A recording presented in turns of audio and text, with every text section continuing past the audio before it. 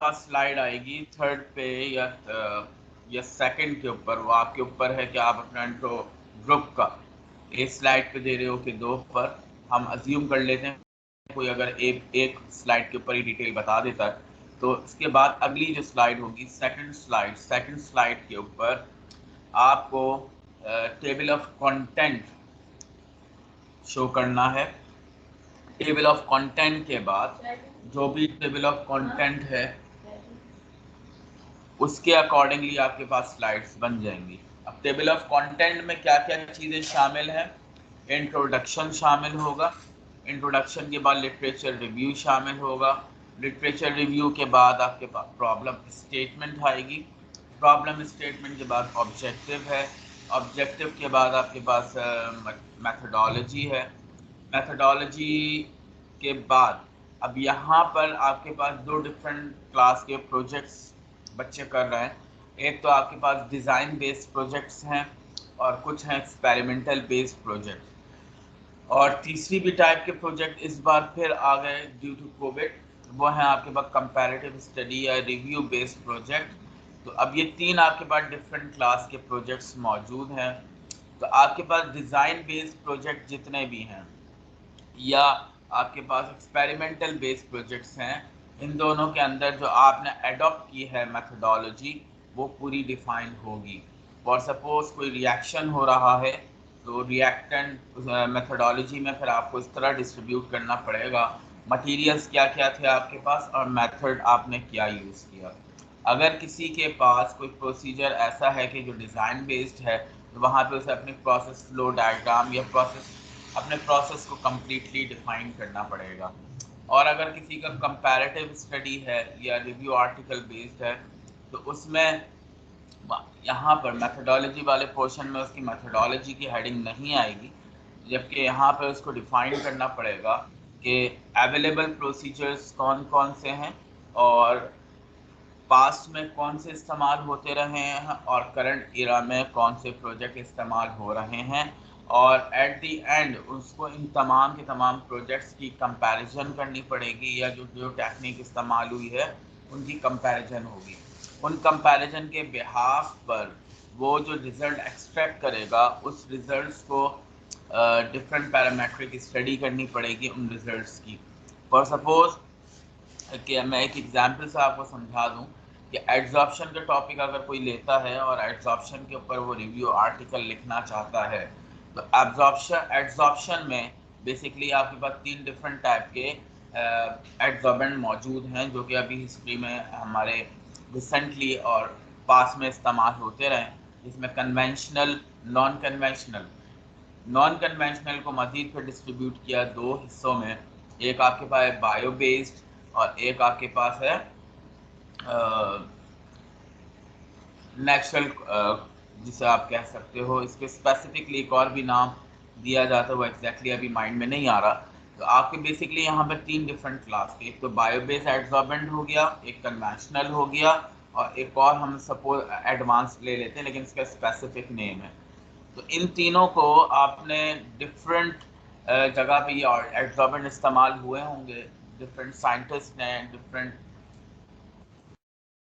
Researchers ने इनको use किया होगा। और इनको यूज़ करने के बाद जो इनके आउटपुट्स आ रहे थे कि ये कितना परसेंट एड्जॉर्ब करते हैं, इनकी कैपेसिटी कितनी है, ये रिमूवल रेट इनका क्या है ट्रीटमेंट में, तो ये तमाम। आवाज़ सबको आ रही है बेटा, सिर्फ आपको प्रॉब्लम हो रहा है। आप चेक करो कि आपके पास माइक का प्रॉब्लम है क्या।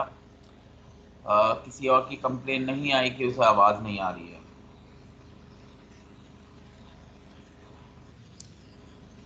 अच्छा, अब इन तीनों की जो रिजल्ट्स होंगे, पहले तो आपको मेथोडोलॉजी में इनको डिफाइन करना पड़ेगा कौन कौन से इस्तेमाल हुए और उसके बाद इनका कंपैरिजन होगा।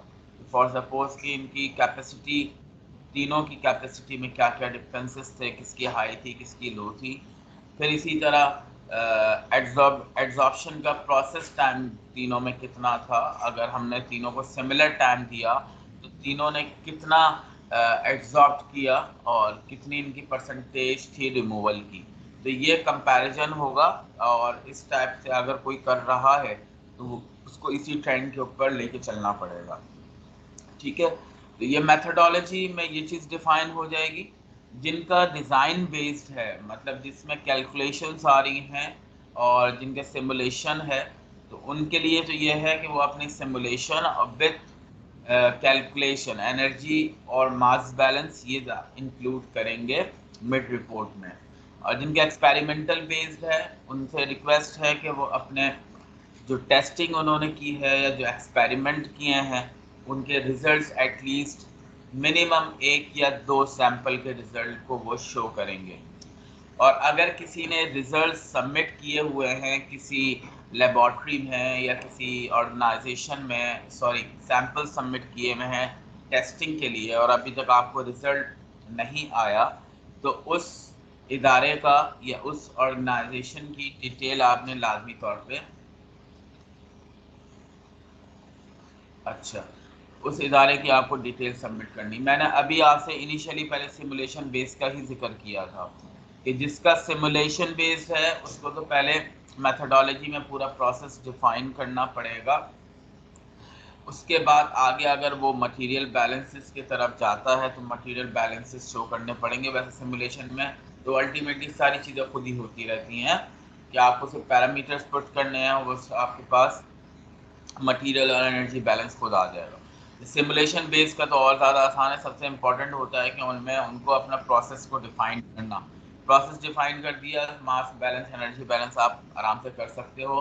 तो सिमुलेशन में भी यही चीज़ रिक्वायर्ड है कि सिमुलेशन आपके प्रोसेस डिफाइंड हो, प्रोसेस डिफाइंड होने के बाद मास बैलेंस एनर्जी बैलेंस होना चाहिए। फॉर सपोज जिनके पास कार्बन कैप्चर का है टॉपिक शौकत साहब का, तो उसमें एटलीस्ट मास बैलेंस मैंडेटरी है कि कितना आपने सॉल्वेंट यूज़ किया और उस सॉल्वेंट ने कितना CO2 का एब्जॉर्ब किया। एब्जॉर्प्शन टेक्निक ज़्यादातर सर यूज़ करवाते हैं। अगर किसी की कोई डिफरेंट है, किस चीज़ की सेंड इमेज किस चीज़ की भेजनी है भाई? Roll number 60। अच्छा जी, अब ये चीज़ हो गई। रिव्यू बेस का भी मैंने तीनों का बता दिया।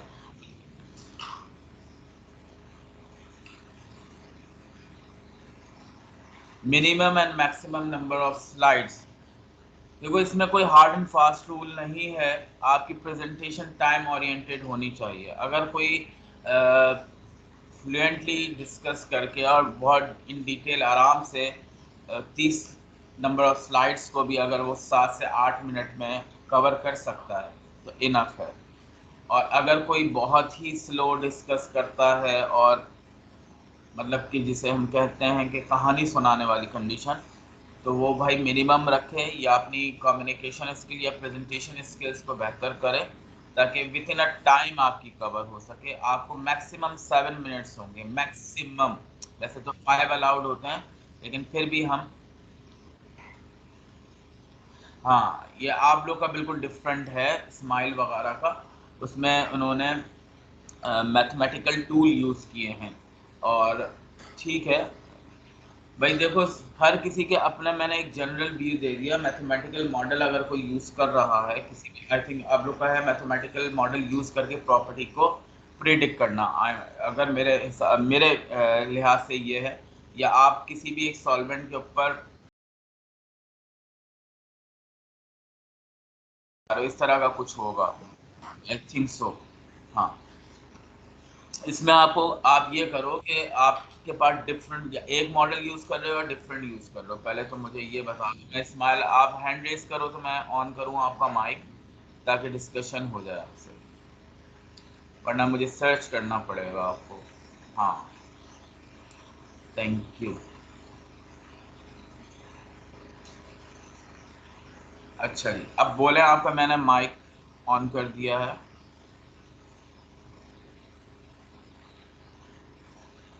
हेलो इस्माइल।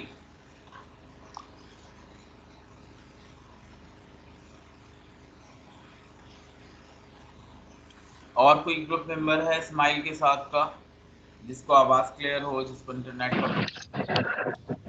जी सर, बोलें क्या? 07। यस हाँ सर। तो अब हाँ बेटा, मुझे ये बताओ कि अभी तक आप लोग ने कितना काम कंप्लीट किया है, और आप लोग की जो मॉडलिंग है मैथमेटिकल, वो सिर्फ एक मॉडल यूज कर रहे हो या एक से ज्यादा मौजूद है? एक से ज्यादा है, 5 अच्छा हैं मेरा टोटल। सही है। और अभी तक आप लोग ने कितना किया है?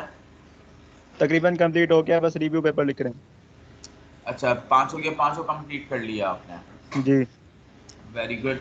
अच्छा, इसमें आप ये करो कि मिड के लिए आप किसी भी एक मैथमेटिकल मॉडल के जो आपने एक्सपेक्ट किए ना वैल्यूज, उसको या दो की, उसको आप रिप्रेजेंट कर दो कंपैरेटिवली। बाद में इसको फाइनल में आप शो कर सकते हो, अभी सारा काम आप शो नहीं करो। एक या दो जो आपने मॉडल कंप्लीट किए हैं उनकी कंप्लीट कंपैरिजन इन दो का, और इनकी कैलकुलेशन और तमाम की तमाम जो ग्राफिकल रिप्रेजेंटेशन आप दोगे प्रॉपर्टीज़ की, और उसी ग्राफिकल रिप्रेजेंटेशन से आपने आगे की प्रॉपर्टीज़ को डिस्कस करना होगा। उन सारी चीज़ों को आप यहाँ पे शो कर देना। ठीक है, सर अगर उसके अंदर आप, पांचों मॉडल्स की जो कंपैरिजन है वो आसान है, वो मतलब एक साथ बना हुआ है पांचों का। हाँ ठीक है, लेकिन बेटा अगर अभी तुम मिड में पांचों को यहाँ पे कंपेयर करके शो कर दोगे तो फाइनल में क्या शो करोगे? चलिए सही है। ठीक है।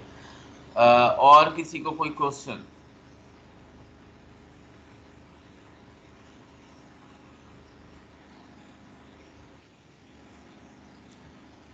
How much time for group will be given? अभी मैंने आपसे कहा कि मिनिमम मैक्सिमम कह लो या मिनिमम कह लो, 5 से 7 मिनट से ज़्यादा आपको नहीं मिलेगा।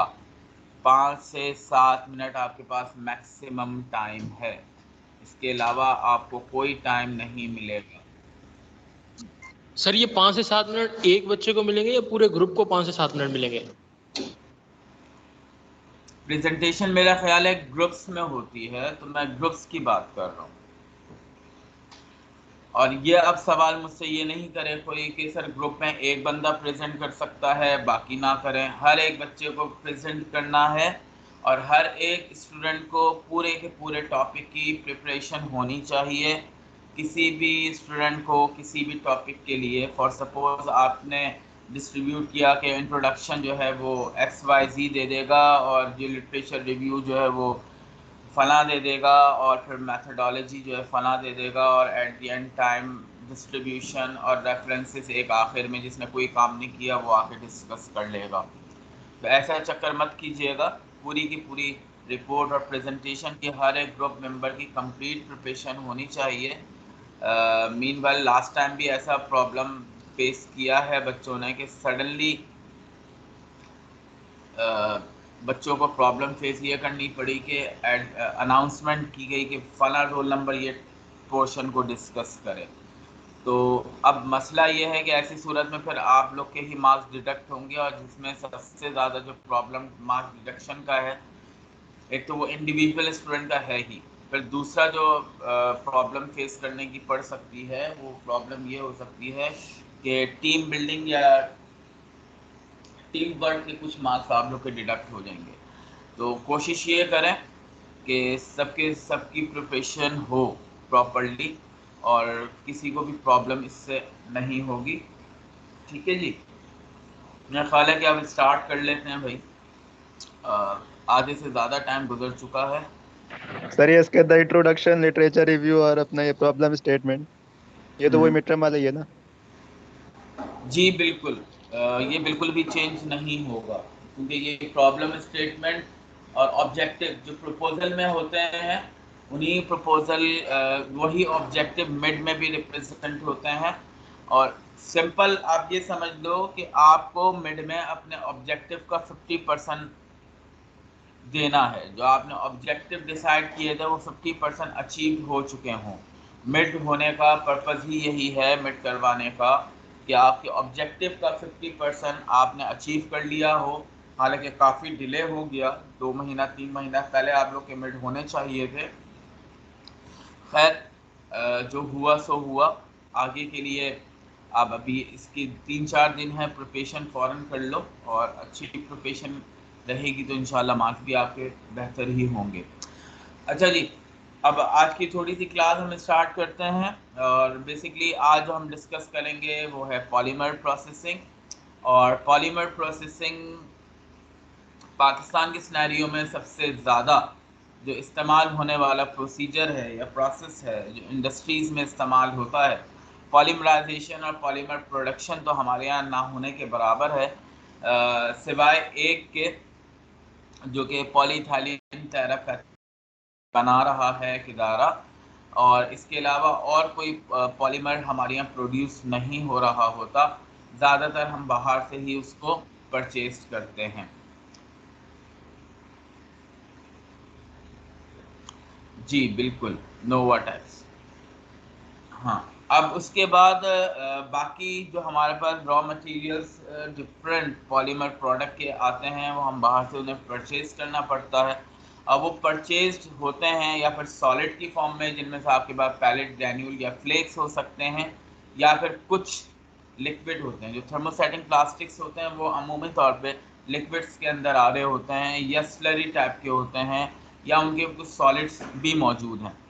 तो इनको हम प्रोसेस करते हैं। डिफरेंट आपके पास प्रोसेस टेक्निक्स मौजूद हैं। उन प्रोसेस टेक्निक से हम ऐसी कंडीशन में उनको लेके आते हैं जो कस्टमर एंड पर आसानी इस्तेमाल हो सके, जैसे कि पाइप्स हैं, बॉटल्स हैं, शीट्स हैं, शॉपर्स हैं, ये तमाम की तमाम। इसके अलावा डिफरेंट टाइप के इलेक्ट्रॉनिक्स की एसेसरीज़ हैं, इलेक्ट्रिकल एसेसरीज़ हैं, मोबाइल एसेसरीज़ हैं, और भी बेशुमार पॉलीमेरिक मटेरियल्स मौजूद हैं जो हमारी डेली लाइफ में इस्तेमाल होते हैं। और तमाम के तमाम ये उन्हीं पॉलीमेरिक सॉलिड पैलेट से डेवलप्ड होते हैं जो कि आपको एक प्रोसेस के बाद अचीव होता है। वो सब के लिए तकरीबन जो बेसिक प्रोसेस होता है वो होता है एक्सट्रूजन का प्रोसेस। और एक्सट्रूजन क्या होती है, इसकी सबसे आसान तरीन एग्जांपल अभी आगे आपको नज़र आएगी। अच्छा जी, अब यहाँ पर एक चीज़ ये है कि ये process polymer material plastic product के अंदर जो कन्वर्ट होता है, वो जो प्रोसेस एक्सट्रूजन की मदद से, उस एक्सट्रूजन में 3 मेजर पोर्शन, या यहाँ पर अगर हम डिस्कस करें तो 2 इम्पॉर्टेंट चीज़ है। पहली चीज़ तो ये है कि आपको स्पेसिफिक अमाउंट में हीट प्रोवाइड करनी पड़ेगी जो कि उन पॉलीमेरिक मटेरियल को मेल्ट करवा सके। ठीक है, जब ये पॉलीमेरिक मटेरियल जब मेल्ट हो जाता है तो इनको डाई में से पास करने के लिए आपको प्रेशर एक्सर्ट करवाना पड़ेगा, जो कि पॉलीमर मटेरियल का अपना प्रेशर जो डेवलप्ड होता है उसका लिक्विड स्लरी टाइप जो पॉलीमर मेल्ट होने के बाद बन जाता है, तो वो अपना प्रेशर एक्सर्ट कर रहा होता है। तो बेसिकली हम ये कह सकते हैं किसी भी पॉलीमर स्ट्रक्चर को या शेप को या प्रोडक्ट को अचीव कराने के लिए आपको जो बेसिक जो पैरामीटर्स हैं जिनकी मदद से आप ये अचीव करते हो, वो आपके पास हीट और प्रेशर है। तो इन दो की मदद से आप प्रोडक्ट को, थोड़ा सा बिगड़ गया खैर। अच्छा, अब यहाँ पर देखा जाए कि प्रोसेसिंग का बेसिक ये 3 मेजर स्टेप्स मौजूद हैं जो कि हमें इस्तेमाल करके हम किसी भी स्पेसिफिक शेप पे आ सकते हैं। सबसे पहले आता है pre shaping. Pre shaping step में क्या होता है कि आप यहाँ पर मटेरियल को प्लास्टिकेट करते हो। प्लास्टिकेट का मतलब क्या है, उसको मेल्ट करवाना हम स्टार्ट करते हैं, और उसको हमें इतनी हीट देनी पड़ती है कि वो अपने मेल्टिंग पॉइंट के ऊपर आ जाए। आगे प्रोसीजर किस तरीके से होगा वो एक्सट्रूडर की जब डिस्कशन आएगी तो हम वहाँ पे बताएंगे। यहाँ पर एक चीज़ और इम्पॉर्टेंट है कि जब हम इसको प्री शेपिंग या हम प्लास्टिकेटिंग जो हम कर रहे हैं, यहाँ पे हीट दे रहे हैं, यहाँ पर पाकिस्तान के सिनेरियो में एक सबसे ज़्यादा चीज़ जो इस्तेमाल की जाती है, यहाँ पर हम रिसाइकिल मटेरियल को भी ऐड करवा सकते हैं। और पाकिस्तान में बहुत ज़्यादा ये इस्तेमाल किया जाता है कि जो आपके पास पहले प्रोडक्ट बनी थी, अगर वो QC या QA डिपार्टमेंट ने डिस्कार्ड कर दी तो आप उसके श्रेडिंग करके वापस यहाँ पर उसको इस्तेमाल करवा सकते हो। या मार्केट से आपके पास कोई इसी मटेरियल के डिफरेंट प्रोडक्ट्स मौजूद हैं जो कि स्क्रैप के अंदर मौजूद थे, उनकी भी श्रेडिंग करके आप यहाँ पर इनको प्रोपोर्शन में यूज़ कर सकते हो। तो सबसे जो ऑप्टिमियम प्रोपोर्शन है जिससे आपकी प्रोडक्ट की प्रॉपर्टीज़ या प्रोडक्ट की क्वालिटी के ऊपर डिस्टर्बेंस नहीं आती, वो होता है मैक्सिमम 5%। मैक्सिमम 5% आप वेस्ट का या किसी भी मटेरियल को आप अपने जो मेन स्ट्रीम है पॉलीमरिक मेल्ट की उसके साथ मिला सकते हो। तो ये वो स्टेप होता है जहाँ पे आप इनको आपस में मिला सकते हैं और मिलाया भी जाता है। नेक्स्ट स्टेप आपके पास आता है शेपिंग का स्टेप। शेपिंग स्टेप में क्या होता है, जो भी आपका पॉलीमेरिक मेल्ट डेवलप हुआ है विदाउट मिक्सिंग या विथ मिक्सिंग, उसको हम स्पेसिफिक शेप या डाई में से पास करवाते हैं। अगर किसी को चेयर बनानी है तो चेयर के अकॉर्डिंगली वो उसकी डाई होगी, या किसी को बॉटल बनानी है तो उसके अकॉर्डिंगली डाई होगी, या किसी को बॉटल के कैप बनाना है तो उसके अकॉर्डिंगली उसकी डाई होगी। तो उस डाई के अंदर आपको उस पॉलीमेरिक मेल्ट को इंसर्ट करवाना होगा विथ प्रेशर, और जब वो उसके कैविटी के अंदर एकोमोडेट होता है, एकोमोडेट होने के बाद यहाँ पर शेपिंग का प्रोसीजर स्टार्ट है। अब अगला जो प्रोसीजर आता है शेपिंग के बाद, शेप स्टेबलाइजेशन, मतलब जो शेप है आपकी वो उसी कंडीशन पे रहे। उस कंडीशन पे रहने के लिए आपने जो इस्तेमाल करना है, क्योंकि यहाँ पर आपको प्रीवियसली भी बताया कि थर्मोप्लास्टिक और थर्मोसेटिंग दो डिफरेंट टाइप के प्लास्टिक्स मौजूद हैं। यहाँ पे इलास्टोमर्स का हम अभी जिक्र नहीं कर रहे। तो जब स्टेबलाइजेशन की हम बात करते हैं तो सबसे पहला जो माइंड में बात आती है जिसकी मदद से हम स्टेबलाइजेशन कर सकते हैं, वो होता है तरीक़ाकार जनाब कूलिंग का। कि जो भी आपका प्रोडक्ट है डाई के अंदर वो उस वक्त तक रहता है जब तक कि वो क्योर्ड हो जाए। क्योर्ड से मुराद ठंडा नहीं है, जब तक कि वो उस टेम्परेचर पे नहीं आ जाता कि वहाँ पर उसको कोई अगर एक्सटर्नल इम्पैक्ट पड़ता है तो अपने शेप के अंदर डिफॉर्म नहीं करेगा। तो इसका मतलब कि जो आपका प्रोडक्ट है वो क्योर्ड हो चुका है। उस क्योर्ड प्रोडक्ट को मज़ीद स्टेबलाइज करने के लिए आप कूलिंग भी प्रोवाइड कर सकते हो with the help of water, with the help of cold air। ठीक है, ये डिफरेंट टाइप की टेक्निक इस्तेमाल होती है शेप स्टेबल। अच्छा, अब आगे शेप स्टेबलाइजेशन के सर अंदर ये एक और शेपिंग के अंदर ये फिलिंग ऑफ मोल्ड कैविटीज और ये इंजेक्शन मोल्डिंग वगैरह ये क्या है?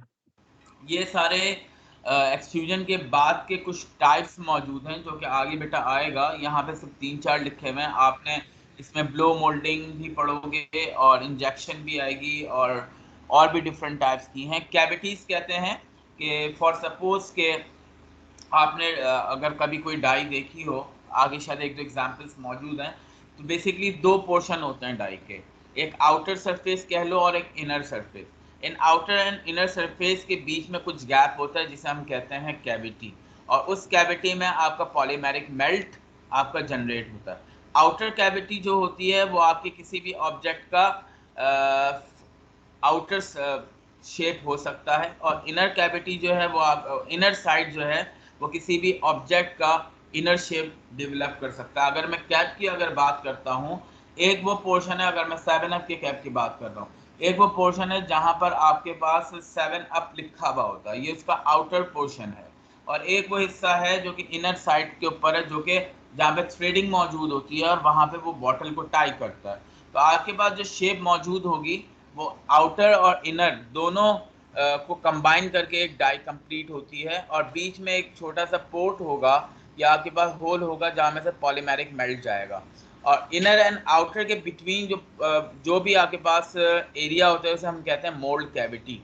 यहाँ पर मटेरियल आके स्प्रेड होता है और स्पेसिफिक डाई की शेप में आता है, और जब वो क्योर्ड हो जाता है तो डाई ओपन होती है, वो मटेरियल आपका वहाँ से इजेक्ट हो जाता है, और उस प्रिपेयर्ड शेप्ड मटेरियल को जो पॉलीमर से आपने अभी बनाया है वो अभी कूल नहीं हुआ। उसको स्टेबलाइजेशन के लिए बहुत सारे तरीक़े हैं, जिसमें से कूलिंग एक सबसे आसान तरीन तरीक़ा इस्तेमाल किया मतलब यूज़ किया जाता है, क्योंकि बहुत ज़्यादा कॉस्ट इफ़ेक्टिव है कि एटमॉस्फेयर में अगर कूल एयर मौजूद है या अगर कोई ऐसा मटेरियल है जो वाटर सेंसिटिव नहीं है तो वाटर बाथ की मदद से भी उसको आप कूल डाउन कर सकते हैं। अमूमी तौर पे शीट्स वगैरह को वाटर बाथ के थ्रू ही कूल डाउन किया जाता है। तो ये इंडिविजुअल जो इनके पोर्शन जो आपने अभी डिस्कस किए ना, इंजेक्शन मोल्डिंग, ब्लो मोल्डिंग, यहाँ पे शायद लिखा हुआ भी ना हो, ये सारी चीज़ें आगे क्लेंडरिंग, ये सारे डिफरेंट टाइप्स मौजूद हैं, ये आगे डिस्कस करने हैं। आज की क्लास में तो ये नहीं होगा, आज सिर्फ आपको बेसिक्स बता रहे हैं, लेकिन आगे नेक्स्ट लेक्चर्स में आपको ये तमाम की तमाम चीज़ें मिलेंगी। अच्छा, अब स्टेबलाइजेशन में यहाँ पर आपको नज़र आ रहा होगा एक थर्मोसेटिंग है और थर्मोप्लास्टिक। अच्छा, अब देखो यहाँ पे आगे एक चार्ट आपको क्लियरली नज़र आएगा थर्मोसेटिंग के लिए कौन कौन से प्रोसीजर्स एडॉप्टेबल हैं और थर्मोप्लास्टिक के लिए, क्योंकि थर्मोसेटिंग की प्रोसेसिंग काफ़ी कॉम्प्लेक्स होती है एज कम्पेयर टू थर्मोप्लास्टिक। ये हमने प्रीवियसली जब फिजिकली हम पढ़ रहे थे उस वक्त ये चीज़ डिस्कस की थी। अच्छा, अब ये 3 मेजर स्टेप हैं प्रोसेसिंग के लिए। अब हर इन तीनों स्टेप्स के अंदर मज़ीद बहुत सारे इक्विपमेंट्स और मज़ीद सब स्टेप्स मौजूद हैं जिनको हम आगे अभी डिस्कस करते हैं। अच्छा, ये अभी जो मैंने आपसे बताया उसी को यहाँ पर डिस्कस किया हुआ था, इसलिए मैंने इसको आगे फॉरवर्ड किया है। अच्छा, अब यहाँ पर देखो, यहाँ पर आपको पूरे के पूरे पॉलीमर प्रोसेसिंग की एक समराइज व्यू दिया हुआ है। यहाँ पे आप देख सकते हो कि 3-4 वर्ड्स लिखे हैं, एक तो है टीपी, एक है टीएस और एक है ई। टीपी जो है वो थर्मोप्लास्टिक, टीएस जो है थर्मोसेटिंग और ई जो है वो इलास्टोमर। तो आपके पास अगर कोई भी पॉलीमेरिक मटेरियल मौजूद है तो उनके ऊपर आप कौन कौन से प्रोसेस को एडॉप्ट करवा के प्रोडक्ट ड्रेन कर सकते हो, ये क्लियरली तौर पे आप देख सकते हो। जैसे कि पीई थर्मोप्लास्टिक और इलास्टोमर एक्सट्रूजन की मदद से प्रोडक्ट बना लेते हैं, और यहाँ से एक चीज़ इलास्टोमर यहाँ से जो प्रोड्यूस होता है वो एक्सट्रूडेटेड प्रोडक्ट बनाता है इसके मज़ीद, और पाइप्स या ट्यूब्स या डक्ट वगैरह इससे इलास्टोमर से नहीं बनती, लेकिन थर्मोप्लास्टिक मटेरियल से आप ये प्रोडक्ट बना सकते हो।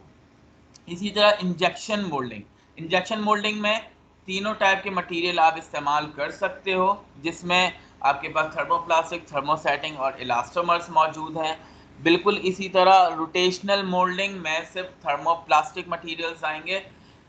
अब ये किस वजह से आते हैं ये पहले मैं बता दूं, तो फिर आगे इसके ऊपर बात करते हैं। इसी तरह आपके पास स्ट्रक्चरल फॉर्म मोल्डिंग है, फिर कंप्रेशन मोल्डिंग है, और लास्ट वन थोड़ा सा मेरे पास ब्लर हो रहा है स्क्रीन स्मॉल होने की वजह से। तो ये तमाम की तमाम आपके पास प्रोसीजर्स मौजूद हैं। अब पहली तो इम्पॉर्टेंट चीज़ ये कि कौन सा प्रोसेस का आप कब डिसाइड करते हो कि कौन सा कहाँ पे इस्तेमाल होगा। पहली तो चीज़ ये कि जैसे कि आप लोग को इनकी प्रॉपर्टीज़ पता है कि थर्मोप्लास्टिक और थर्मोसेटिंग और इलास्टोमर की बेसिक प्रॉपर्टीज़ क्या क्या हैं। सबसे पहले अगर हम बात करते हैं तो थर्मोप्लास्टिक की अगर हम बात करें तो थर्मोप्लास्टिक मटेरियल अगर मेल्टिंग के बाद भी मज़ीद उसको हीट कर दी जाए तो वो रिअटेनेबल होता है, लेकिन थर्मोसेटिंग के अंदर ऐसी कंडीशन नहीं है। जब थर्मोसेटिंग के अंदर ऐसी कंडीशन नहीं है, एक दफ़ा आपने हाई टेम्परेचर या जो उसका स्पेसिफिक टेम्परेचर प्रोवाइड कर दिया, अब वो अपने अंदर फेस चेंज भी लेके आ जाए और अपनी प्रॉपर्टीज़ को चेंज भी कर ले और वो वापस अपने आप को रिटेन नहीं कर सकता हो, तो मतलब इससे ये चीज़ हमें नज़र आ रही है कि इसकी प्रोसेसिंग की लिमिटेशन आ गई है। अगर किसी प्रोसेस में फॉर सपोज कहीं पर सडनली टेम्परेचर इन्हेंस हो जाए या डिक्रीज हो जाए तो इसके अंदर जो चेंज आएगा वो परमानेंट चेंज होगा, तो इसका जो कि पॉलीमर थर्मोप्लास्टिक में नहीं है। पहली तो चीज़ ये कि इसके अंदर ये लिमिटेशन आ गई। दूसरी चीज़ कि जब भी मैं थर्मोप्लास्टिक मटेरियल को थर्मोसेटिंग मटेरियल को सॉलिड से लिक्विफाई कंडीशन में लेके आता हूँ, क्योंकि उसके अंदर 100% ट्रांसफॉर्मेशन आ जाती है परमानेंटली, तो वो यूज़ नहीं किए जा पा रहे होते।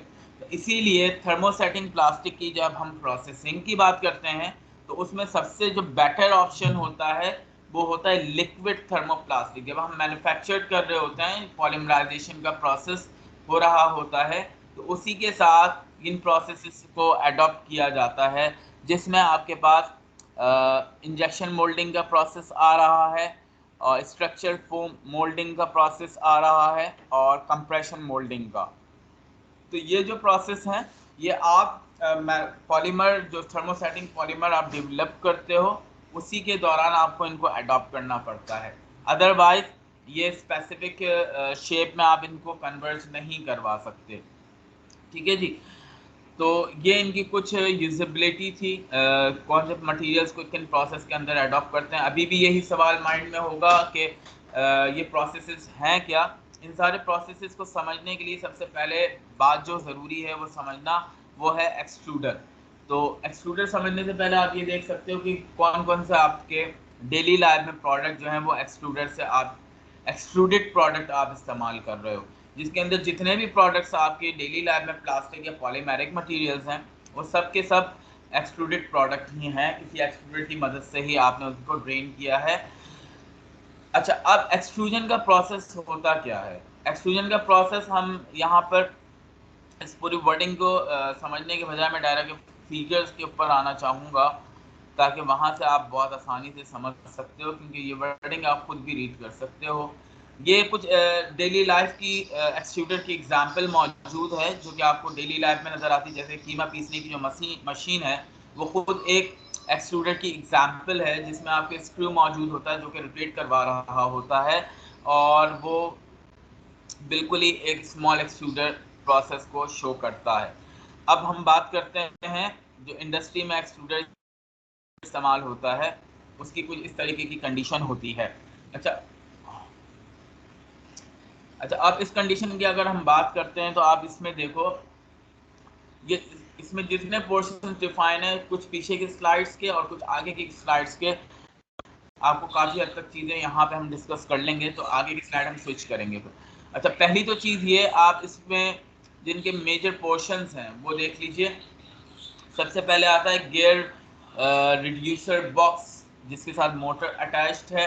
मोटर का बेसिकली पहले हम पार्ट्स को आपसे डिस्कस कर लेते हैं, फिर आपके बाद देखते हैं। थ्रस्ट बेयरिंग है, हॉपर है, फिर इसके बाद स्क्रू आपको नज़र आ रहा होगा। स्क्रू के बाद बैरल नज़र आएगा, बैरल हीटर मौजूद है, और उसके बाद थ्रॉट मौजूद है, और उसके बाद आपको ब्रेकर प्लेट्स नज़र आएंगी, फिल्टर नज़र आएगा, फिर डाई और एडेप्टर नज़र आ रहा होगा। अच्छा, अब हर एक के मुतालिक पहले डिस्कस कर लेते हैं कि इनका क्या पर्पज़ है, फिर इसके प्रोसेस की हम बात करते हैं। तो मोटर बेसिकली काम क्या करता है, यहाँ पे रोटेशन प्रोवाइड करने के लिए हमने मोटर इस्तेमाल की है। मोटर कनेक्टेड है गियर बॉक्स के साथ, gear box by chain connected होता है स्क्रू के साथ। गियर बॉक्स चेन को रोटेट करवाता है, गियर बॉक्स चेन को रोटेट करवाता है, वो चेन कनेक्टेड है आपके पास स्क्रू से, तो उस चेन की वजह से स्क्रू रोटेट करता है। यहाँ पे थ्रस्ट बेयरिंग इस्तेमाल किए गए हैं, अमूमी तौर पे बेयरिंग जिस वजह से हम शॉक को एब्जॉर्ब करने के लिए, या उसके अंदर क्या होता है कि वाइब्रेशन को काफ़ी हद तक रिड्यूस करने के लिए इस्तेमाल कर रहे होते हैं। बिल्कुल इसी तरह यहाँ पे फिर हॉपर इस्तेमाल किया गया है। हॉपर इस्तेमाल करने का रीज़न ये है कि आपको इनपुट देना है इस बैरल में किसी भी मटेरियल को डालने के लिए, इस वजह से यहाँ पे हॉपर इस्तेमाल किया गया है। स्क्रू जो है वो बेसिकली आपके पास सडनली एक्सपेंड होगा और इसी स्क्रू की मदद से मटेरियल मेल्ट होगा। थर्मोकपल्स टेम्परेचर मेजरिंग डिवाइसेस मौजूद हैं जो कि ज़रूरी हैं। इसके अलावा यहाँ पे हीटर्स कुछ इंस्टॉल किए जो कि आपको रेड स्क्वायर शेप में नज़र आ रहे होंगे। ये हीटर्स ओकेजनली फंक्शनल होते हैं, या ओकेजनली इनको रन करवाया जाता है, कंटिन्यूसली ये रन नहीं करते। ये अमूमी तौर पे इलेक्ट्रिकल हीटर्स होते हैं, और यहाँ पे इलेक्ट्रिकल कॉइल अटैच्ड होती है, और वो टेम्परेचर राइज होने की वजह से, रेजिस्टेंस की वजह से ये हीट अप होते हैं, और ये आगे बैरल को हीट प्रोवाइड करते हैं, और बैरल जो है फिर आगे मटेरियल को हीट प्रोवाइड करता है। अच्छा, अब यहाँ पर एक और चीज़ आपको यहाँ पे बैरल लाइनर जो नज़र आ रहा है, ये बेसिकली बैरल का कहना चाहिए। इसके मदद से आप थिकनेस ऑफ द बैरल आप फाइंड कर सकते हो कि आउटर टू इनर कितना आपके पास जो आपका बैरल का पाइप है वो कितना थिक है। अच्छा, अब आगे जो आ रहा है फिल्टर स्क्रीन। फिल्टर स्क्रीन लगाने का पर्पज़ ये होता है कि जो पॉलीमेरिक मेल्ट होने के बाद जो बिल्कुल एंड के ऊपर आता है, उसके अंदर अगर कोई डस्टी पार्टिकल आ जाए तो वो यहाँ पे स्टक हो जाए, रुक जाए।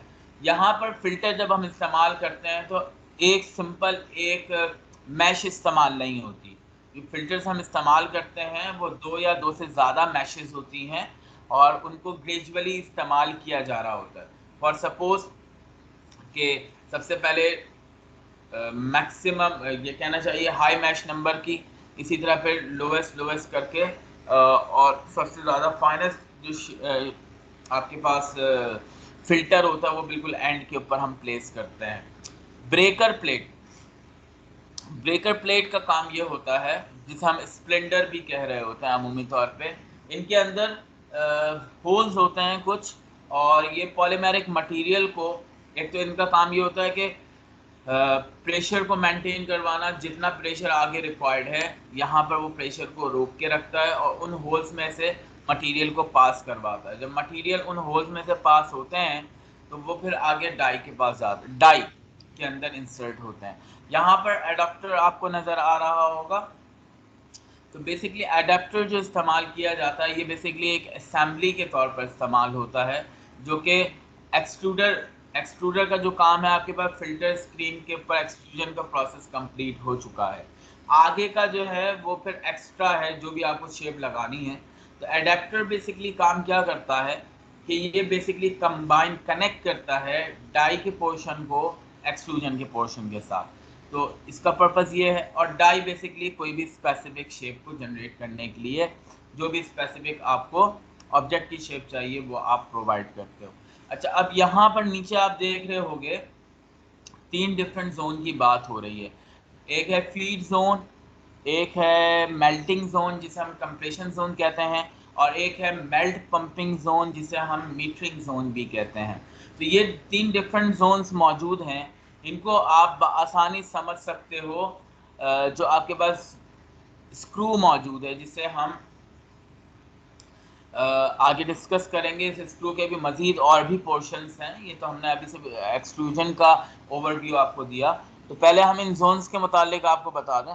तो फीड जोन जो है बेसिकली उस जोन को कहा जाता है जहां पर आपके पास पॉलीमेरिक सॉलिड मटेरियल जो ग्रैन्यूल्स की फॉर्म में हो, फ्लेक्स की फॉर्म में हो, टैबलेट की फॉर्म में हो, वो यहाँ पर आप इनपुट देते हो हॉपर की मदद से, और वो इस बैरल की जो कैविटी मौजूद है जहाँ पे स्क्रू मौजूद है वहाँ पे ये एकोमोडेट होता है।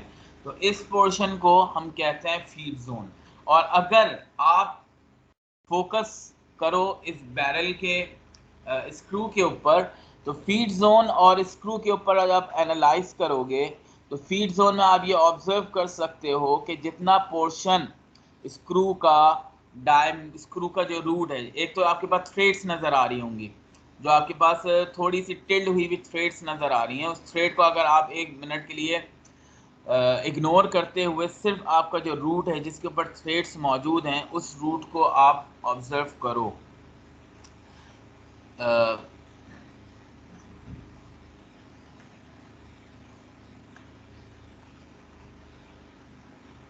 ये जो आपके पास थ्रेड्स मौजूद हैं इसको रहने दो। ये जो आपके पास रूट है, ये वाली जो पोर्शन, ये जो आपके पास पोर्शन आ रहा है, इस वाले पोर्शन को एनालाइज करो तो आप ये देखोगे कि इस पोर्शन से लेकर इस पोर्शन तक, यहाँ तक आप ये ऑब्जर्व कर रहे होगे कि यहाँ पर स्क्रू का डायामीटर चेंज नहीं हो रहा। स्क्रू के भी रूट का डाया चेंज नहीं हो रहा, क्योंकि पिच अगर देखा जाए तो थ्रेड्स की तकरीबन सबकी एक ही है। तो हम ये कह सकते हैं कि इसके रूट का डायामीटर चेंज नहीं हो रहा फीड जोन में। जहां से डायामीटर के अंदर इंक्रीमेंट आना स्टार्ट हुई, आप देख रहे होगे स्लाइडली इंक्रीमेंट आ रही है। स्लाइडली इंक्रीमेंट जो आ रही है, ये जो इंक्रीमेंट है ये आपके पास आता है मेल्टिंग जोन या कंप्रेशन जोन। यहाँ पर क्या होता है, रूट का डाया हम बढ़ाना स्टार्ट करते हैं, क्यों? ताकि कंप्रेशन स्टार्ट हो और जो पीछे मटेरियल एकोमोडेट हुआ था उनके दरमियान गैप्स रिड्यूस हो, फ्रैक्शनल फोर्सेस, और फिर आपने बाहर से जो हीटिंग सोर्स दी हुई है मटेरियल स्टार्ट टू मेल्ट हो जाए। और यहाँ पर मीटरिंग जोन उस वक्त तक रहता है जब तक के ग्रेजुअली इसकी कंप्रेशन जोन में रूट डाया इन्हेंस होता रहे। जहां पर रूट डाया की इन्हेंसमेंट रुक गई, ये जो आपको पोर्शन नजर आ रहा है, यहाँ के बाद आपके पास रूट डाया के अंदर इंक्रीमेंट नहीं आपको नजर आएगी। यहाँ तक ही सडनली रूट डाया बढ़ता हुआ नजर आ रहा होगा।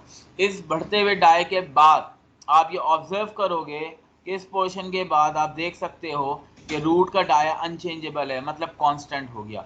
मीटरिंग जोन में अनचेंज्ड है, मीटरिंग जोन में कोई डाया चेंज नहीं हो रहा और फीड जोन में कोई डाया चेंज नहीं हो रहा। जो डाया चेंज हो रहा है सिर्फ और सिर्फ मेल्टिंग जोन में चेंज हो रहा है।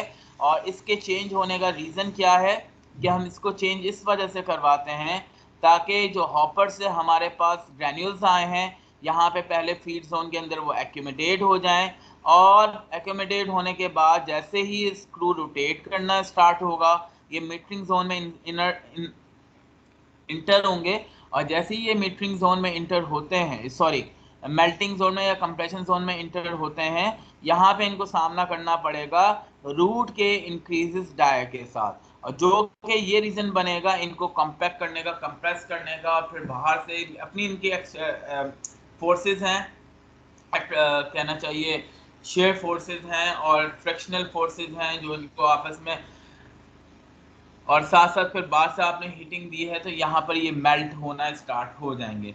जैसे ही एक दफ़ा इसकी मेल्टिंग स्टार्ट हो जाती है तो अमूमी तौर पे प्रैक्टिस ये अडॉप्ट की जाती है कि आउटसाइड हीटर को हम क्लोज कर देते हैं, क्योंकि ये फिर पॉलीमेरिक मटेरियल इटसेल्फ ये आने वाले मजीद जो पीछे से इसका बंच आ रहा होता है पॉलीमर का, जो कि फीड जोन से कंप्रेशन जोन में आता है, जैसे ही वो बंच आता है तो वो इस कैपेबल में इसका कंप्रेशन जोन का टेम्परेचर होता है कि वो पीछे वाले बंच को भी मजीद हीट कर सकता हो, उसको मेल्ट करवा सकता हो।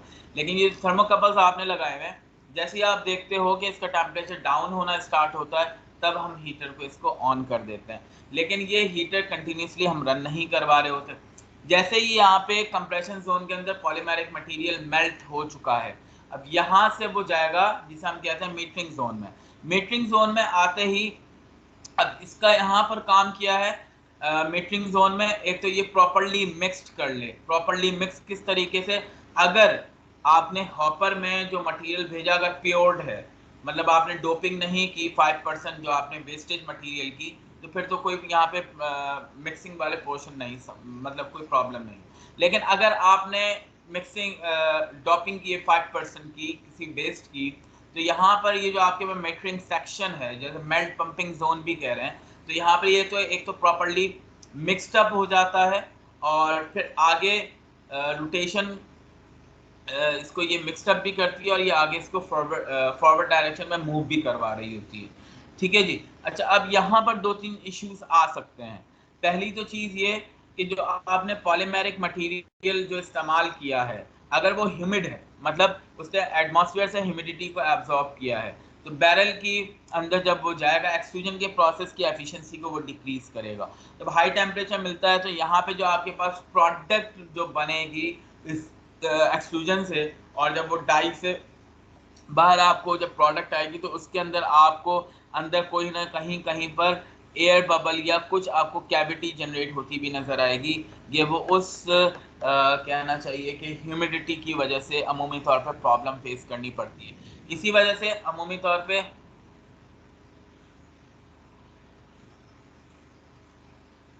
अच्छा, एक बच्चे ने सवाल पूछा है कि सर ये वैक्यूम के ऊपर काम करता है। हाँ, अच्छा, अब देखो इनका सवाल ये है कि पूरा मैं सवाल पढ़ दूं। हाँ सर, ये वैक्यूम के ऊपर काम करता है ना, वैक्यूम पंप भी यूज होते हैं। अच्छा, हाँ, अब देखो ये आपके पास जो अभी यहाँ पर शो हो रहा है, अभी आपको बिल्कुल सिंप्लीफाइड कंडीशन में इसकी स्कीमेटिक डायग्राम आपको डिफाइन की है। और आप वैक्यूम पंप अगर कहीं पर इस्तेमाल करवाया जाता है, अगर मैं पर्सनली अपना एक्सपीरियंस बताऊं, क्योंकि ये हमने ये इक्विपमेंट खुद इस्तेमाल किया है, इसके ऊपर काफ़ी टाइम भी लगाया था इंडस्ट्री के अंदर, और वहाँ पर हमने वैक्यूम पंप इस्तेमाल नहीं किया था।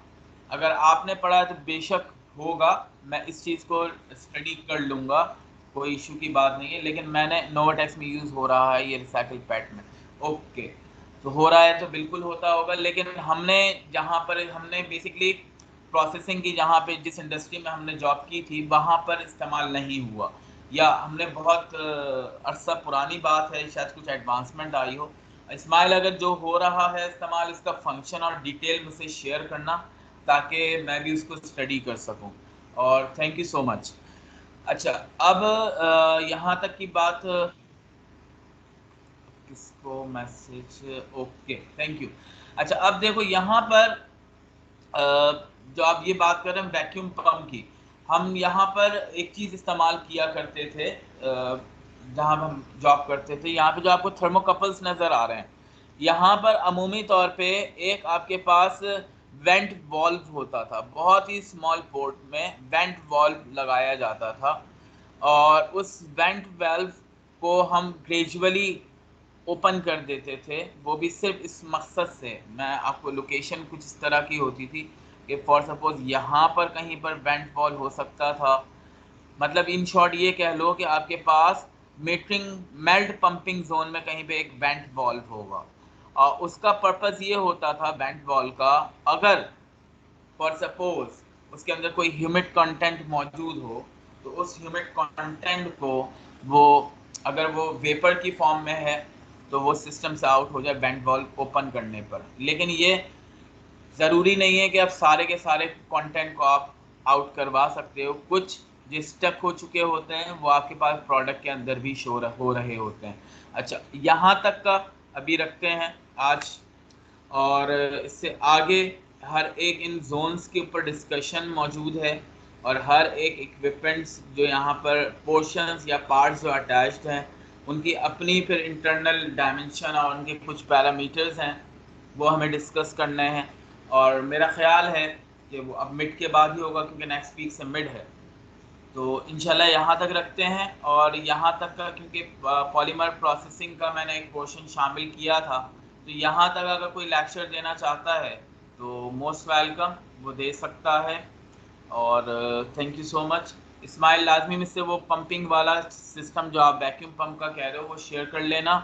इसके अलावा FIP से मुताल्लिक किसी को कोई प्रॉब्लम हो तो वो डिस्कस कर लीजिएगा, पर्सनल नंबर पर मौजूद है, व्हाट्सएप पे भी डिस्कस कर सकते हो।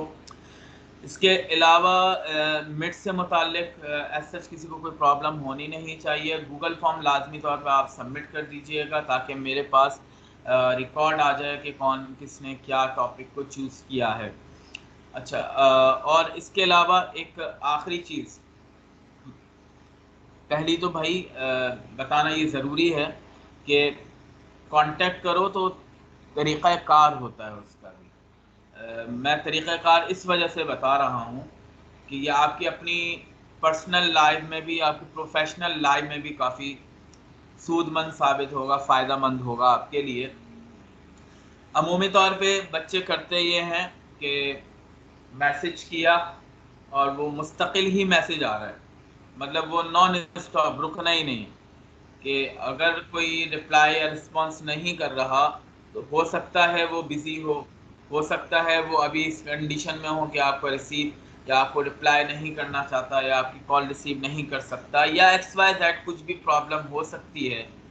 तो इखलाकन तरीक़ाकार जैसे होना चाहिए कि आप एक मैसेज ड्रॉप करके छोड़ दो, कुछ टाइम के बाद, मतलब आधे घंटे 1 घंटे के बाद रिमाइंडर दे दिया जाए, या अगर आपको बहुत ज़्यादा जल्दी है तो आप मैसेज ड्रॉप कर सकते हो। लेकिन ये तरीक़ाकार बिल्कुल नामुनासिब है कि आप कंटिन्यूसली, जैसे आप स्लैंग सी लैंग्वेज में कहते हैं बम बन जाना, बम बन जाते हैं ना बच्चे बहुत सारे, कि नहीं भाई हमने कांटेक्ट किया है तो अब जवाब तुम्हें देना ही पड़ेगा, सारे काम छोड़ के दे दो, सो रहे हो तो उठ के दो जवाब पहले, फिर बाद में सोना। ये वाली सूरत हाल मत लेके आओ, जिसको जो सवाल हो ड्रॉप कर दो, फ्री टाइम होगा इंशाल्लाह सबको जवाब मिल जाएगा। और अल्हम्दुलिल्लाह दे देता हूँ, शायद हो सकता है बहुत सारे बच्चों को ये शिकायत हो कि इनको रिस्पांस नहीं आता, तो उसके लिए मैं माजरत, लेकिन मेजॉरिटी को जवाब पहुँच जाता है। तो ठीक है, यहाँ तक का रखते हैं, और जज़ाकुमुल्लाहु खैरा, अल्लाह आप लोग को जज़ाए खैर दे। Best of luck for your FIP mid और पेपर मिड, दोनों के लिए अल्लाह, मेरी नेक तमन्नाएं हैं, अल्लाह ताला आप लोग को कामयाबी अता फरमाए। हार्ड वर्क लाजमी कीजिएगा, बाकी आप लोग का अपने एफर्ट के ऊपर है आपका result. Thank you so much.